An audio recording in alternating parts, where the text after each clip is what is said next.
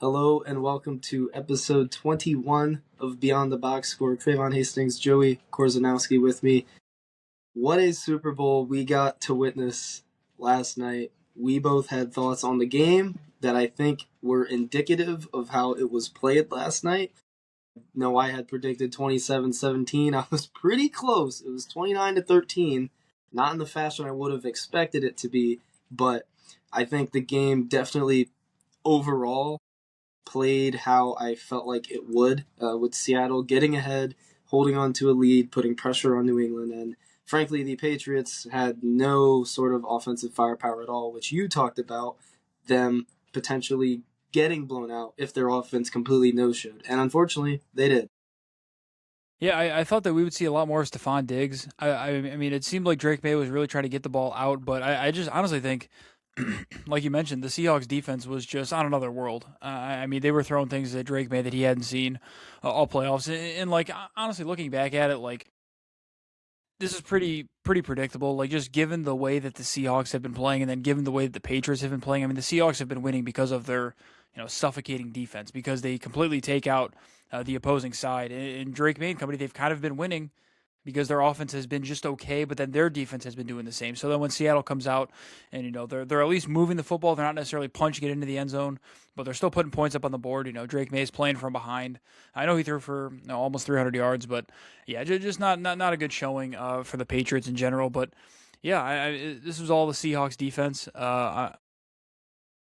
You could argue they're the best defense in football. I don't think you would get too much pushback from that, but they're certainly playing like it. I mean, they've got dudes all over the place, but I think that Seattle has kind of given the blueprint. I know it's kind of funny because we said this about the Eagles last year, that the Eagles kind of gave the blueprint. I think we talked about this in the beginning of the year as well, that the Eagles kind of had the blueprint. You have to play complementary football, right? You can win on the basis of your young defense, guys that you brought in, you've drafted. Then your offense has to just do just well enough, and part of that is running the football. This is pretty much the same exact formula that the Seahawks went through, right? They have all these young pieces on defense, all these guys they drafted, they brought in. And then on the flip side of it, Kenneth Walker's going for 5 yards per carry. He's moving the football, keeping your defense off the field. Perfect style of complementary football where you don't really need this superhuman quarterback play, and I think we're just kind of used to that because we've seen Mahomes all these years. We've seen him battle with Josh Allen, and Josh Allen and Mahomes are really the two guys that put their entire teams on their back in these playoffs, and every time they play, Mahomes was just able to make it work. Josh Allen obviously yet to kind of come through with that, but yeah, I think both in college football and NFL, I think you're really seeing the importance of complementary football and winning in the trenches so far. That's really been, I would say, the biggest takeaway from all these big football games that we've watched. And Kyle Shanahan was around yesterday, pregame, with the game being in San Francisco, and he was asked, what he thought predictions wise, what he felt about these two teams, and he said, "I can't really. I know I'm supposed to be the expert, but I can't really give much of an analysis considering he had only scored, I think, one touchdown against the Seahawks in their last two games against that team. So he understands how dominant their defense is. He also noted that there's really two championship level defenses in the league this year. One was Seattle and one was Houston. And he described it as, when he says championship level defense, he means they can go out and win the game themselves if the offense or the special teams essentially no shows. And we got a glimpse of that. Seattle breaking the sack record for the Super Bowl as a team defensively with the 7 sacks. They had the return touchdown off of the Drake May strip sack that went right into the hands of Nwosu. So they played defensively how I thought they might, which was generate some turnovers, give Seattle's offense short fields, and if they could score a touchdown, score a touchdown. And they were able to do that. I thought we'd see a little bit more out of the return game, but the Patriots did a really good job at negating Rashid Shaheed all game. What they didn't do a great job of was on the flip side of the special teams game. I mean, they gave up the 5 field goals. Michael Dixon had probably a career night punting the football against the Patriots. So I know the Super Bowl MVP went to Kenneth Walker. I just personally feel like the combination of Jason Myers and Michael Dixon is a little bit more deserving, even though no kicker has ever won the Super Bowl MVP. I think this game definitely could have warranted that, considering Jason Myers had half of their points. I think you could have definitely made an argument for Jason Meyer had he made some like 55 yarders or some really like longer kicks. But unfortunately for him, I mean, they were just kind of chip shots. They were all kind of I don't want to say easy field goals because there are no easy field goals, especially in a game of that magnitude. But they were all kind of routine field goals, I would say. But yeah, it certainly looked like Myers was going to be the one who was going to win it. And honestly, I wonder if those were the only points that the Seahawks had scored. I wondered if he would have won it. Like, well, what would it take for a kicker to like to actually win an award like that? Because even though he had all those points, they still gave it to Kenneth Walker simply because of what his yardage total, and because obviously very deserving, and it sucks that he had that touchdown called back, but he was really the only source of their offense. It was Kenneth Walker. He would move the ball for him, and then Jason Meyer would finish off the drive. So yeah, I really do wonder what kind of performance it would have to take from a kicker to win that award. But then it is interesting that you bring up Michael Dixon because Mike Tirico on the broadcast continually referred to him as the best kicker or the best punter in football. And he certainly displayed it. I mean, he was pinning the Patriots back deep just about every time that he had the chance to. Honestly, I think that's kind of goes into my complimentary football argument, right? That's part of why the Patriots struggled offensively. They were backed up the entire game. They were forced to have to drive the field on all their possessions. Where you pick up a first down or two, all right, might have a bit of a rhythm. Well, the Seahawks defense still has plenty of opportunities to get the stop after that, and they were able to. So yeah, it would have been cool to see a special teams guy win the award, but I fear if it wasn't going to be last night, then I'm not sure if it ever will happen. And ironically, watching the game, when Kenneth Walker went off for that big touchdown run, everybody's thinking, okay, you clinch Super Bowl MVP. It gets called back. We're thinking, okay, maybe Jason Myers might get some love here. It still did not happen.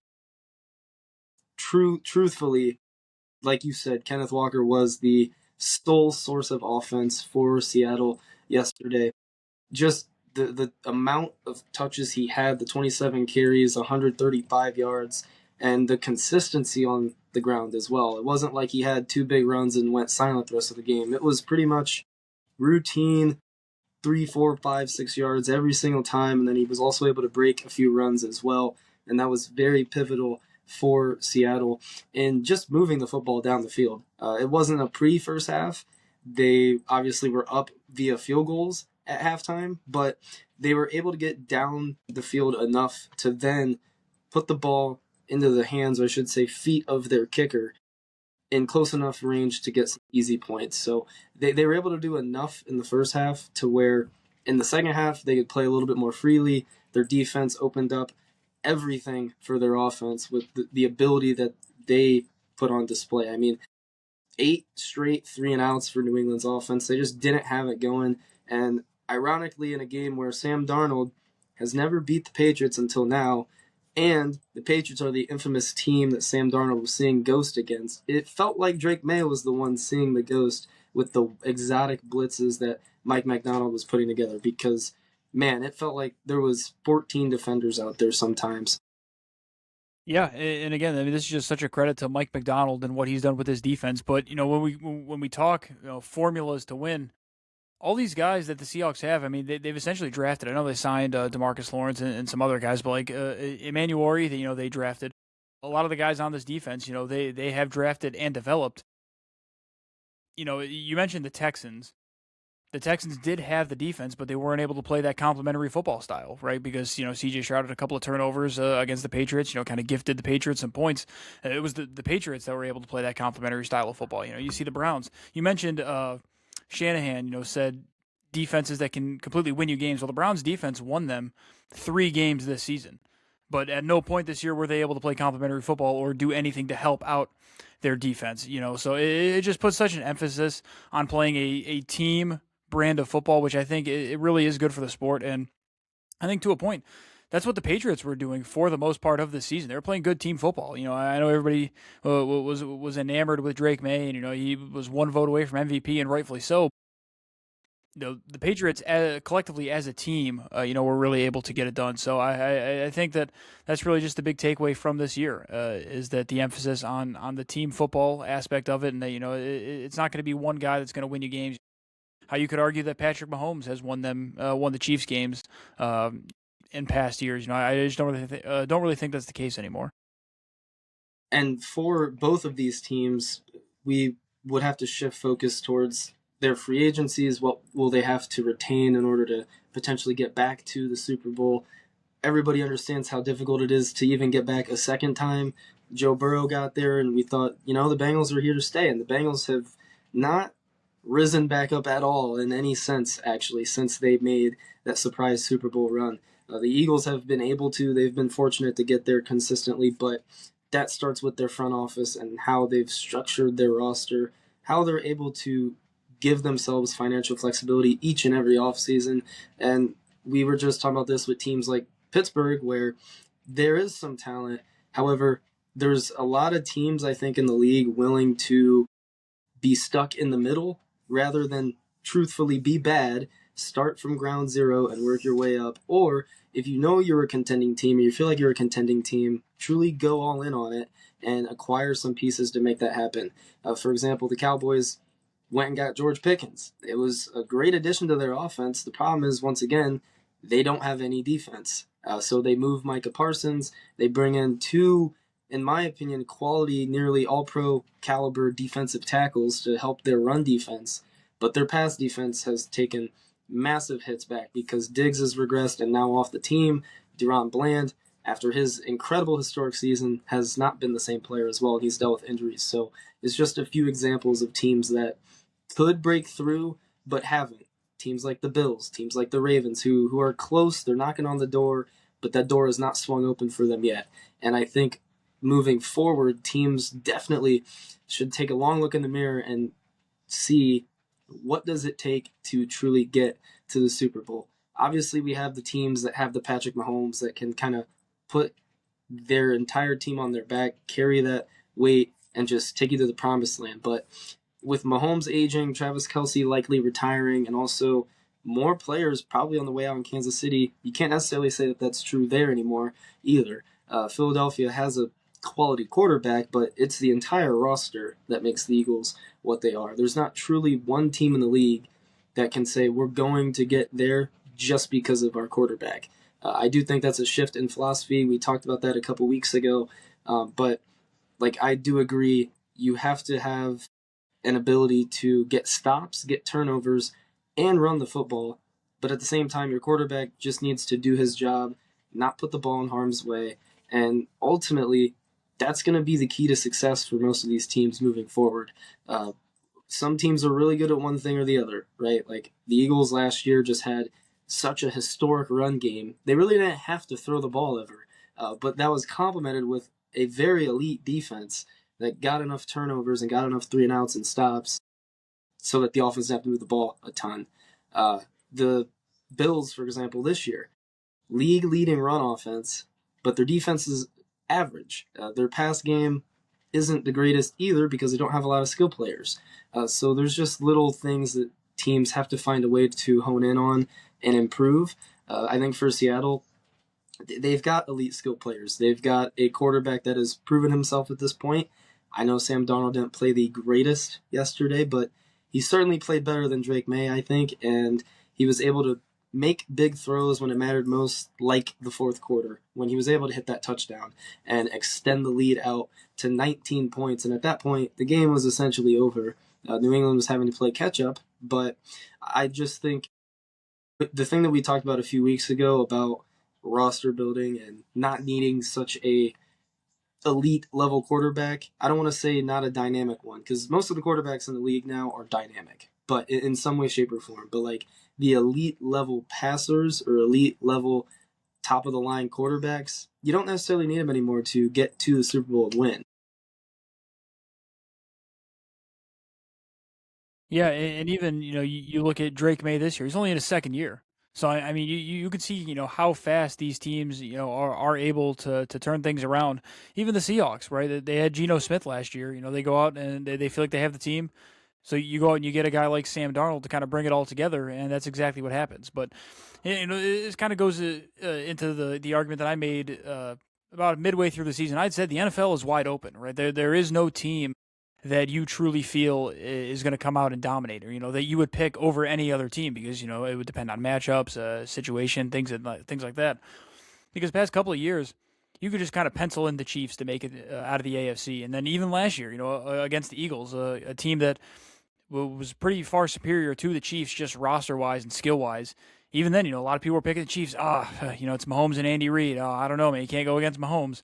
And you just see the emphasis on team there. So I honestly think that this is kind of how the NFL is going to go. You see a little bit of how the NBA has such parity, in terms of different finals winners over the past like 7 years or so.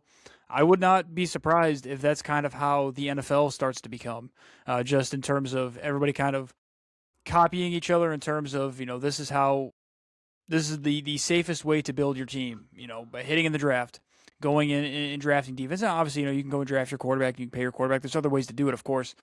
But the base of it, obviously, is having that successful defense, being able to win in the trenches, up front, being able to run the football, being able to stop the run, protect your quarterback, all those things. I think that's going to lead to some different Super Bowl winners, because like you had just said, there is a lot of things that have to go right and go in your favor in order to go on a Super Bowl run. You take a look at the Rams.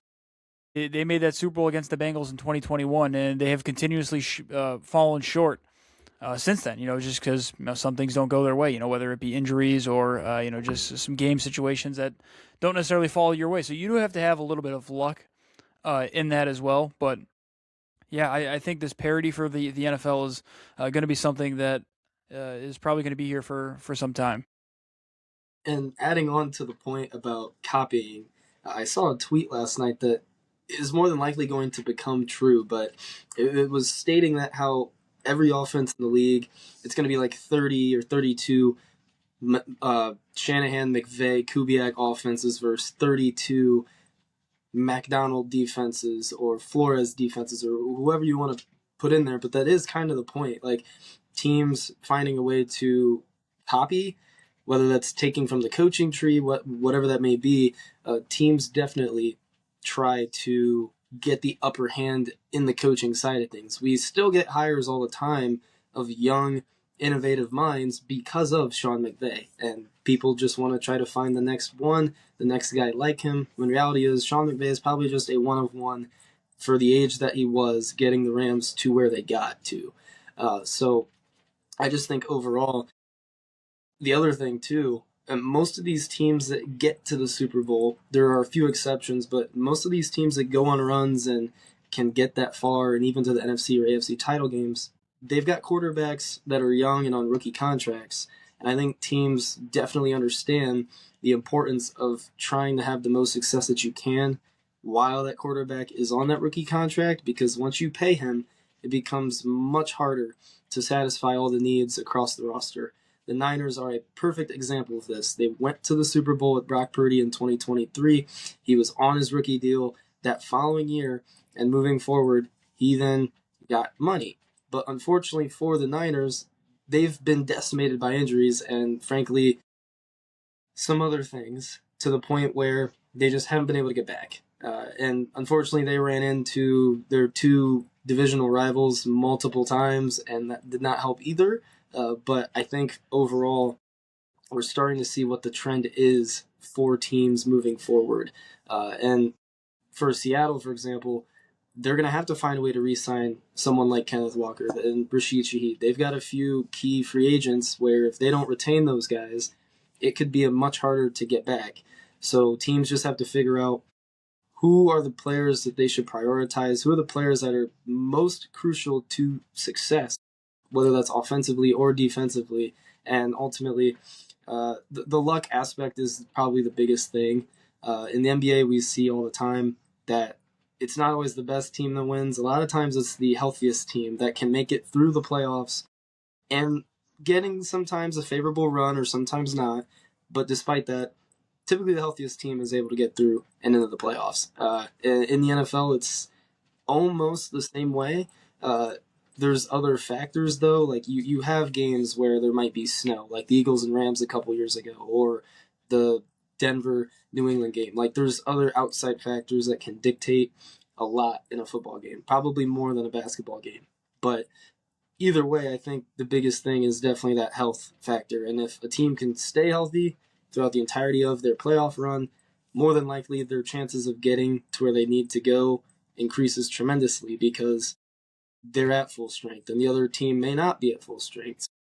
I do think health and luck are two big factors that we can't actually factor in because it changes from season to season. But for Seattle, I mean, I'm going to eat crow because I didn't think Sam Darnold's acquisition was going to be enough to get them over the hump into the playoffs and to the Super Bowl, winning it as well.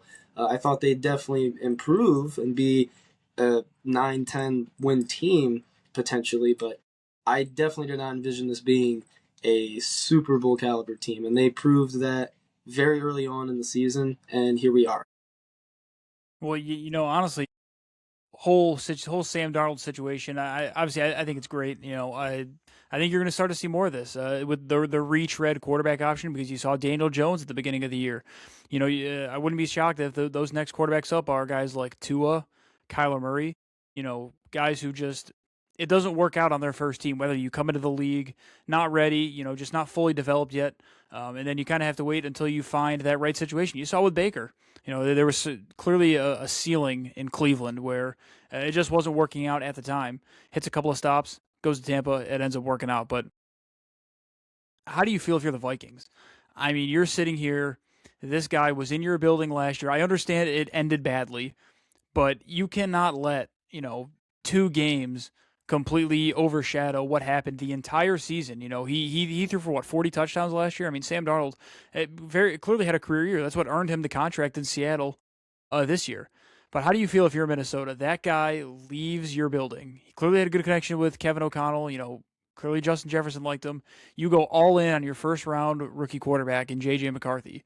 I mean, that's just obviously hindsight is 2020. So I really hate playing this game, but like you've got to feel really crappy if you're Minnesota right now because not only was J.J. McCarthy having injury history, but now even when he has been healthy, he just hasn't really been all that good. And honestly, at the time, I thought the selection of McCarthy that high in the first round, I thought was a little skeptical. I mean, I certainly had my doubts. And we can get into I mean, those reasons are for a completely different conversation, but still, you took a huge gamble on him, and that's probably why they fired the GM as well. But if you're a Vikings fan, you see what Sam Darnold can do with weapons. You saw it, in your home field in Minnesota, and then now you see it with Seattle. He goes and wins the Super Bowl. I could not imagine waking up today being a Vikings fan. And not only did they have Sam Darnold in their building, but there was a once upon a time Daniel Jones was in that building. There were several. Carson Wentz has been in that building.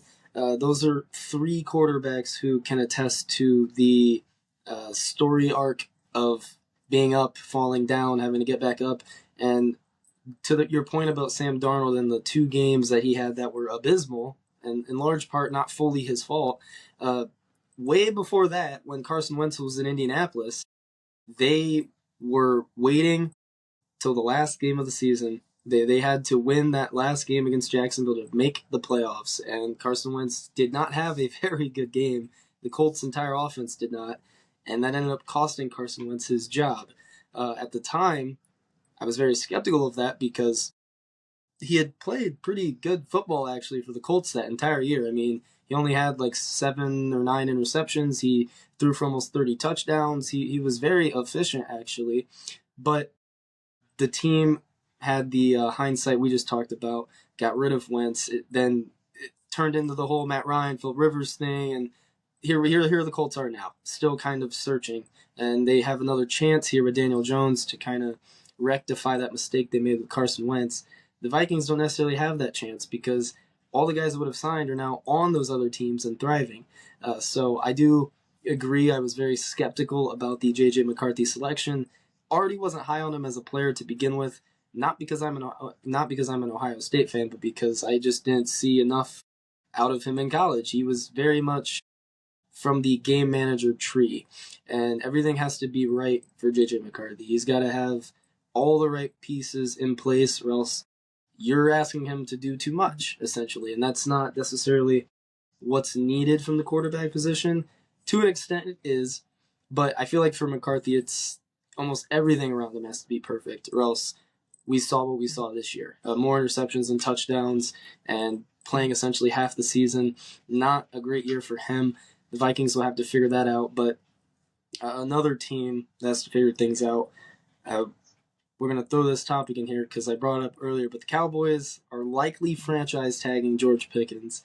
I want to get your thoughts quickly just because it feels like we're going to go back through this whole Cowboys offseason cycle of we don't want to pay our guys. We're just going to franchise tag them, make them prove it, potentially franchise tag them again.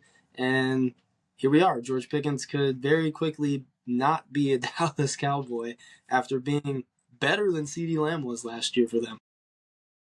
Yeah, I'd be shocked if George Pickens doesn't end up being a Cowboy next year. But obviously, it comes down to if he would play on the franchise tag. I know a lot of agents, do not recommend their players do that because you just don't have any security. Yeah, you're getting paid a nice sum of money, but what happens if you get hurt? You're rooting yourself for that next contract. And obviously, all these players that come into the NFL, especially a guy like George Pickens, drafted highly, shows some talent. You're playing for that second contract, so that's really where you make your money. But I think for the Cowboys, what they're doing is fine. Obviously, you want to keep a player like George Pickens, but I think they need to be careful before they reach like Cincinnati Bengals territory of where you have the highly paid quarterback who's clearly proven themselves.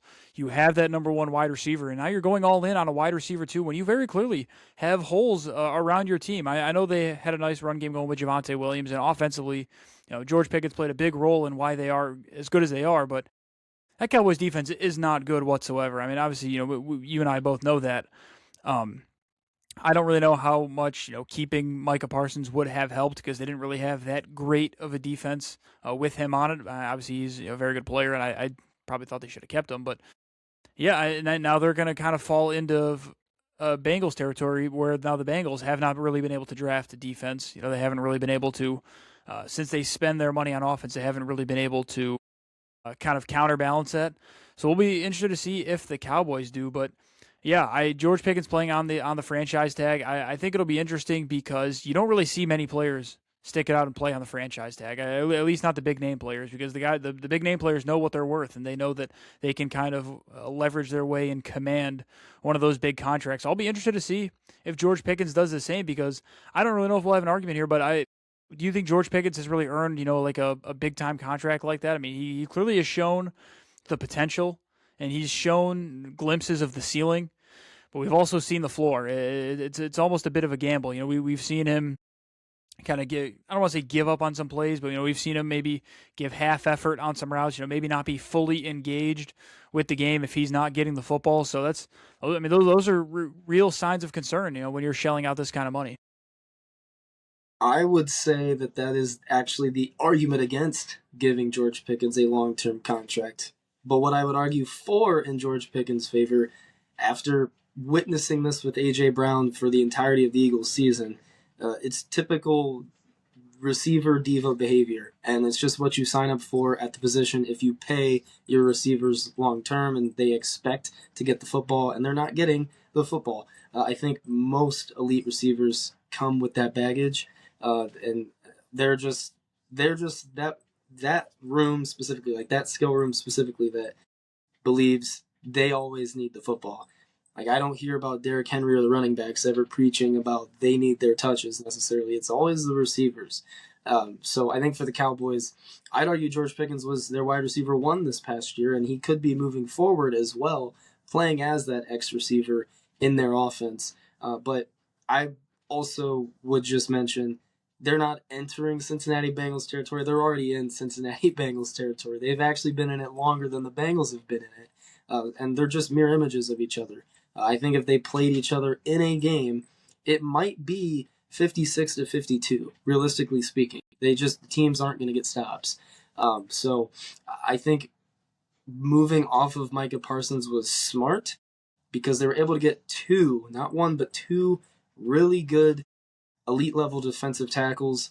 And I think in this case, two is better than one. They've got some young edge rushers that they feel like they can replace Micah Parsons' production with. But at the end of the day, that front is not going to matter if the quarterback can get the ball out in 2 seconds to open receivers. So they have to find a way to improve the secondary. I know they wanted to live off of the glory year of Trayvon Diggs and then the glory year of Deron Bland, but the reality is both of those corners not very good, and they actually released Trayvon Diggs the last 2 games of the year. So they have some holes in the secondary they have to address, but until they do, we'll probably continue to see the Cowboys be the best offense in terms of points per game every single year, but they'll also be bottom 3 in defense, and it won't matter. They'll miss the playoffs, so they'll be a 9-win team. So I don't think that's necessarily going to change at all. So, but to answer the question, I do think a franchise tag makes sense for the Cowboys from a business perspective, but the reality is you significantly increase your chances of upsetting that player, making that player request a trade, whatever it may be. And I mean, what else? The Cowboys are so far in defensively in terms of being stuck. They might as well go all in on the offense because that's the only way that they can even try to counterbalance it. So I'm not sure. I would just pay him, to be honest with you. The franchise tag is $28 million. He'll probably command top of the line receiver money near that 35 to 38 range. A few dollars, but it's about the number of years moving forward at the end of the day. Yeah, but I think, financially for the Cowboys, though, they have 2 first-round picks, 12 and 20.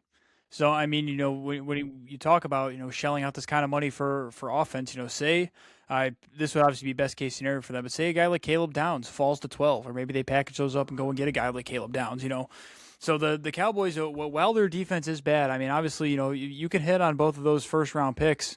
You can easily, find your way to a better defense. I mean, we've seen, especially later on in that first round, we've seen a ton of defensive players slip. Quarterbacks get reached on, maybe a receiver, tackle. Offensive players tend to get reached on more than defensive players. I think for the Cowboys, and you're sitting here, needing some defense, maybe some O-line help could help too, but you're sitting at 12-20. You have to like, your options on the defensive side of the ball. Especially later on in the first round, a guy like Jacob Rodriguez out of Texas Tech comes to mind. They could certainly use some linebacker help. Yeah, if you're the Cowboys, I don't really think they should really be shying away from trying to shell out some of that money on offense, especially when you saw how productive your offense was. I think you definitely want to try and keep that around for as long as you can. I know we've seen Jerry Jones likes to, kind of drag these things out. He likes the theatrics of it. He likes the Dallas Cowboys in the headlines. So we'll see how this plays out. But it wouldn't shock me, even if Jerry Jones is going to play his games here. George Pickens might not be the guy to play these games with. If these two can kind of butt heads, just given their personalities. But yeah, we'll see how Jerry Jones goes about this. But if you are a Cowboys fan, I mean, those 2 picks in the first round, if those both go to defense, I mean, you depending who they are, of course, you have to like your chances defensively there. In other news, I saw a couple of reports recently. So we already know Kirk Cousins is expected to be released. There was also a rumor floating around that Derek Carr might be willing to unretire, and obviously he was on the Saints. He could somehow either get out of that contract or the Saints would have his rights. They could move him, cut him, whatever. My question to you, this is kind of like a random topic, but will one of a Kirk Cousins, a Derek Carr, an older quarterback be the Steelers starting quarterback next year under the provision Aaron Rodgers does not return? Now, if he does return, he'll probably be with the Steelers. He doesn't really have very many options. But assuming Aaron Rodgers is gone, who will be the Pittsburgh Steelers starting quarterback next year? I honestly, I could absolutely see Kirk Cousins. I don't know if him or Mike McCarthy have any sort of previous relationship. But I mean, if you are the Steelers, without having to go and draft a quarterback because they hired Mike McCarthy, to me that signals that they feel like their roster is built to win now. They feel like 10 wins last year with Mike Tomlin had to have been closer to the floor than it was the ceiling, or else I think they would have went in a different direction. So clearly they feel like there's talent on this roster. Now, whether we both agree with that, I think is a different conversation. Yeah, honestly, that's not something I thought of. It's a really good point. I think Kirk Cousins could be definitely interesting because it's not like he was a total bum last year. I will say at the beginning of 2 years ago when he was fresh off that Achilles injury, definitely looked a little questionable. Definitely looked like his mobility was a little bit took a step back. But how much of that was just rust and, just you're directly coming off that injury. Now he's 2 years removed from that. He's had plenty of playing experience since then. I thought he looked good to end the year. I think the Falcons are making a mistake by releasing him. And I'm kind of interested, or kind of surprised, I should say, with Stefanski taking that job. He has a relationship with Kirk Cousins. At first, I honestly had thought that he took that job knowing that he had kind of that safe option and Kirk Cousins in his quarterback room. And then I heard that the Falcons are going to release him. So I'm like, oh, he had to have known that if he was taking the job. So he must really love Michael Penix or something. But yeah, I think Kirk Cousins to the Steelers. I think it would make some sense. Mike McCarthy, I guess, has been known to work with more of those pocket passing quarterbacks, not necessarily more, the dynamic type like you had mentioned. So, to be completely honest with you, I guess I should ask you this: do you think that would be an upgrade over Aaron Rodgers if you think that Kirk Cousins would be a viable option? It's probably at best a lateral move. There's plenty of backup quarterbacks they could throw a chip in at. Like they could just take a flyer on, right? Like they could go call about Will Levis. They could try and get Mitch Trubisky from the Bills, who had a 4 touchdown game this year. I know it was the end of the season, but Mitch Trubisky has actually looked very good whenever he's came in for the Bills in relief. Like there's plenty of options out there, I think, in terms of the backup quarterback market and what the Steelers could pursue. Maybe they call the Cardinals and see if they want to keep Kyler. They try to get Jacoby Brissett. That's an option too. I mean, there's plenty of. The thing about the quarterback position is there's more guys that come into the league than guys leave the league on a year in year out basis. So there's always going to be a quarterback somewhere. The Steelers just have to find him though. So I think it would be interesting if it's Kirk Cousins. I just don't know if that even adds any wins to your ceiling or your floor, to be honest with you. I think it's very much a lateral move. We've already seen what the immobile quarterback can look like when they're dealing with the increased amount of pass rush in the league today. So I do think it's important to try to maybe lean towards a younger quarterback or a more mobile quarterback. A guy like a Will Levis, I think, would make a lot of sense. We've talked about these quarterbacks that have had to redeem themselves. They've had to go elsewhere and kind of go on redemption stories. Will Levis could be somebody like that. He showed flashes his rookie season, then he got hurt, and he also essentially got benched. So we have not seen or heard of Will Levis in quite some time, but there's several options I think the Steelers could go with. I'll be fascinated to see what they do. Because at the end of the day, if they don't get anybody, their two quarterbacks will be Will Howard and Mason Rudolph to start next season. So we'll see what happens there. But to your Stefanski point, I listened to Matt Ryan's opening presser when he took the football operations, the president of football operations position with the Falcons, and he had said essentially they were going to look at everything, right? They weren't committing to Michael Penix as a starter. They weren't committing to anybody anywhere except obviously like the Bijans and Drake Londons of the world. So I guess that would raise even more question as to if you're non-committal about Michael Penix, why would you then release the backup that you've paid a fat stash of money?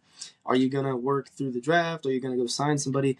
So I do agree on the confusion of that because I feel like it's very important in the NFL to have a safe second option at quarterback because injuries are inevitable. We've seen some freak ones, right? Like Aaron Rodgers tearing his Achilles in the first game, like 2 snaps in. Like there's just freak injuries that happen. So I think having a good plan at quarterback makes sense for not just the starter but also the backup. Well, yeah, and you kind of mentioned these quarterback injuries are kind of common, and I mean, pretty much every team ends up playing a backup quarterback at some point throughout the year. So I mean, it definitely is a big need, and even I think it goes beyond, just having somebody that can come in relief. Obviously, that's the main goal of it, but I think an underrated aspect of it is just having a veteran voice in the quarterback room as well. I think can do wonders for your younger quarterback. I mean, obviously this might be a bit of a bad example, but Shador Sanders had Deshaun Watson with him in the quarterback room in Cleveland. I know Deshaun hasn't really been the same quarterback physically as he has in the past, but it's a guy who's played a national championship in college. It's a guy who's played on a lot of football in the NFL. So he clearly knows what he's seeing on the whiteboard. He probably has a pretty good offensive mind. So just having a voice like that, I think, can kind of help the development of your younger quarterback. And even honestly with Michael Penix, I'm sure Kirk Cousins helped in that aspect as well.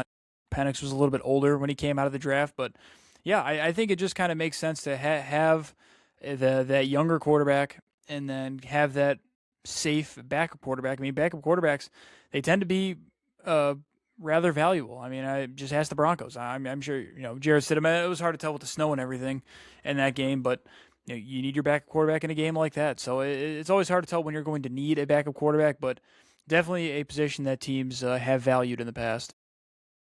Another immobile guy I just thought about. Maybe the Steelers call the Rams because we know Matt Stafford's coming back. Maybe they try to swoop in and get Jimmy Garoppolo. I mean, you never know. There's a lot of guys that we have forgotten about that have just been backups. Yeah. Oh, Really, or Mac Jones. He's gonna have a market. Mac Jones. The Niners just came out and said they weren't planning on trading Mac Jones, and they understand why they're not trading Mac Until Jones. the right offer comes along. Yeah, for the exact reason we're talking about, because Brock Purdy has missed multiple games now in several seasons. The Bears paid Tyson Bagent a ton of money just to back up Caleb Williams because of his play style, the fact he could get hurt, and that they have trust in their backups. So I do think it's important to pay somebody a considerable amount of money in the event of an injury. So with that, we'll move into what should likely be the last topic. I can't think of anything else. So MLB news. We didn't get a chance to talk about it last week. We'll talk about it now. The Tigers swooped in, shocked me for sure, being a Tigers fan, signing Framber Valdez to a 3-year, $115 million deal. There is an opt out after year 2, so it's essentially a 2+1.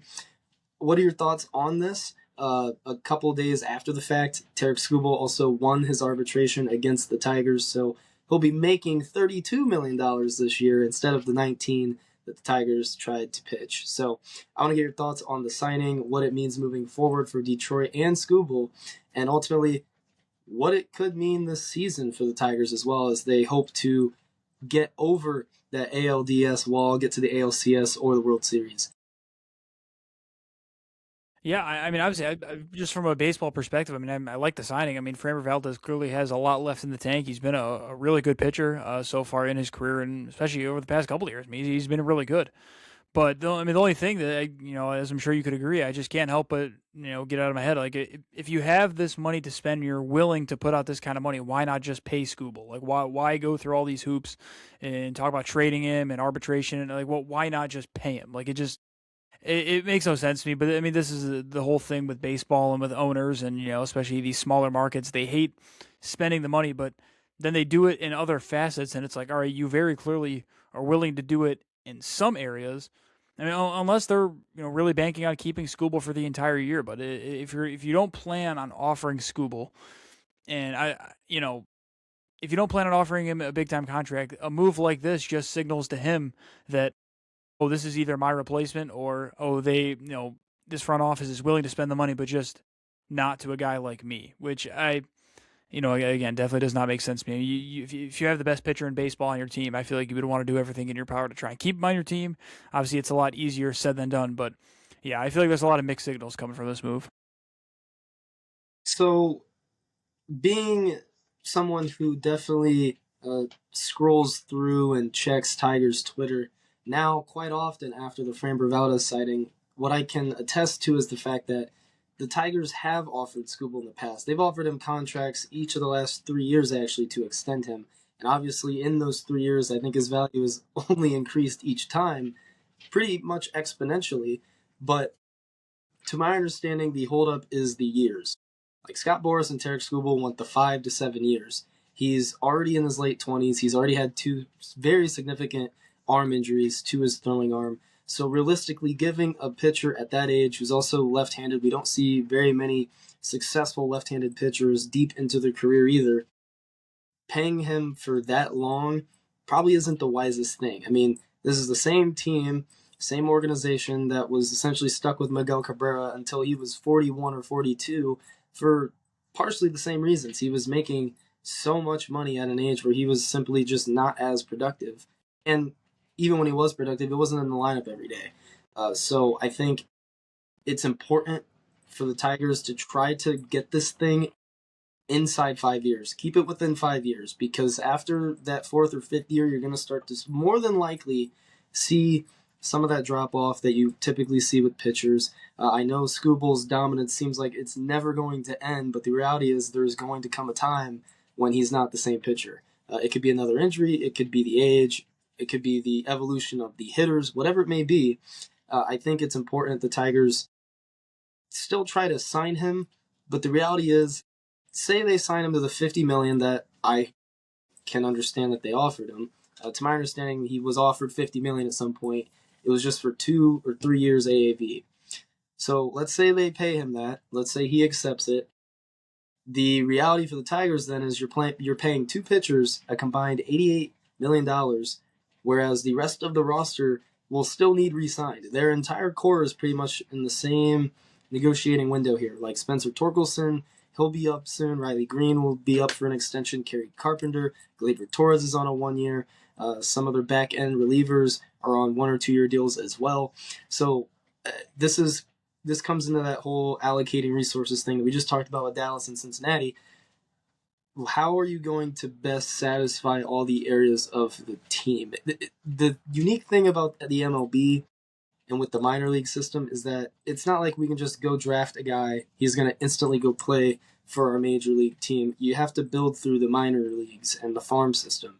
And the Tigers have one of the best ones in the league, but most of those guys are offensive players. There's not a ton of pitchers at the top of their farm system. So I think the signing is good back-end insurance in the event that you have to trade Skubal, or which would be insane to me, you just let him walk.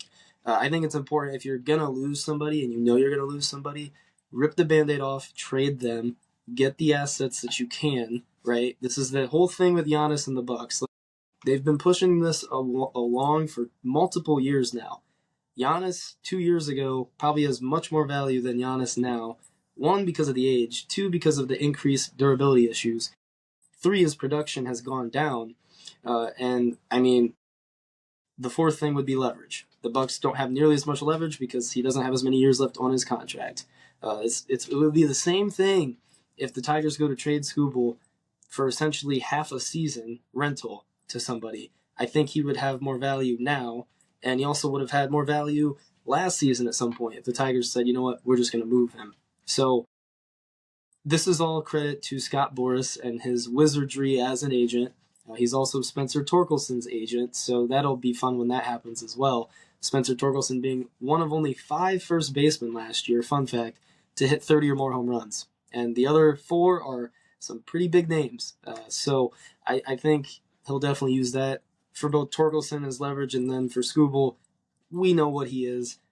He has all the leverage in the world here, especially after the Tigers now paid Framber, because like you said, they can go to the drawing board, they can go to the negotiating table and say, well, you paid him 38, so why can't you pay us this?